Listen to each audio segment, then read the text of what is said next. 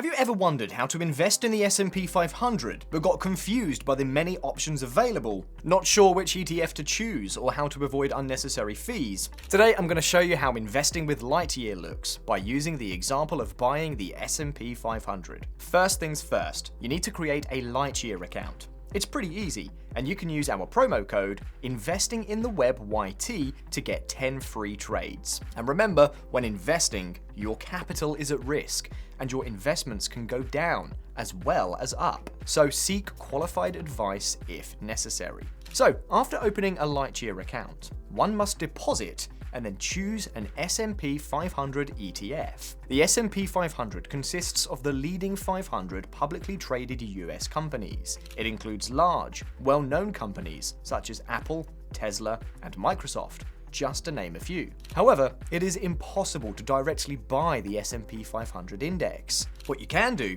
is invest in the S&P 500 through an instrument replicating every movement of the index, like an exchange-traded fund, or ETF. It is also impossible for EU investors to invest in US products like the SPY or VOO. Europe has its own products, subject to European regulation. If you go to the Lightyear app and search for S&P 500, you will find dozens of different ETFs replicating the S&P 500 index. So, how to choose the right ETF? The table on screen shows the 4 biggest S&P 500 ETFs available on Lightyear. This list was filtered by using Just ETF, which is a site that can help you easily find and compare ETFs. Why these are a good option. All present a total expense ratio, TER, of 0.07%, which is considered very low.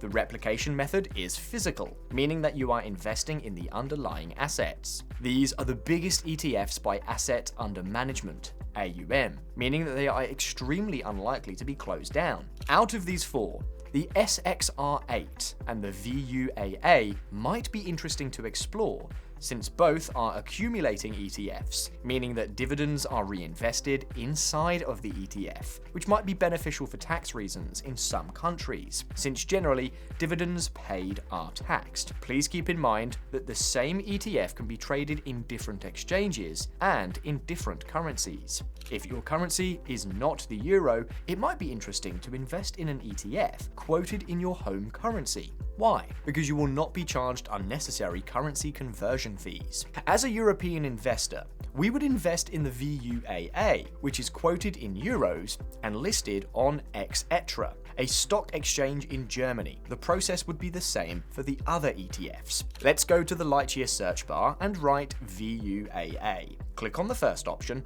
and scroll down to explore all the fund highlights to make sure you know what you are investing in. You can then tap Buy and select the number of shares. See how we are buying 1 share of VUAA. Please note that at the top right corner, you can see Market Order. This means that it will buy the ETF at the best available price. By clicking Preview, you can confirm your trading order, and if you click Confirm, you become an S&P 500 investor. In terms of fees, Lightyear charges no execution fees for ETF transactions. That's why there were no costs in the preview window before finalizing the order. However, some funds may charge fund management fees, so make sure to check this before. And that's it. As you saw, it's pretty simple. I hope you found this video helpful. If you have any comments or feedback, feel free to leave them in the comments below. And if you want to check more details or read our comprehensive analysis, you can read our article on Investing in the Web, where we go more in detail about which ETF you should choose, the fees you'll be charged, and other info.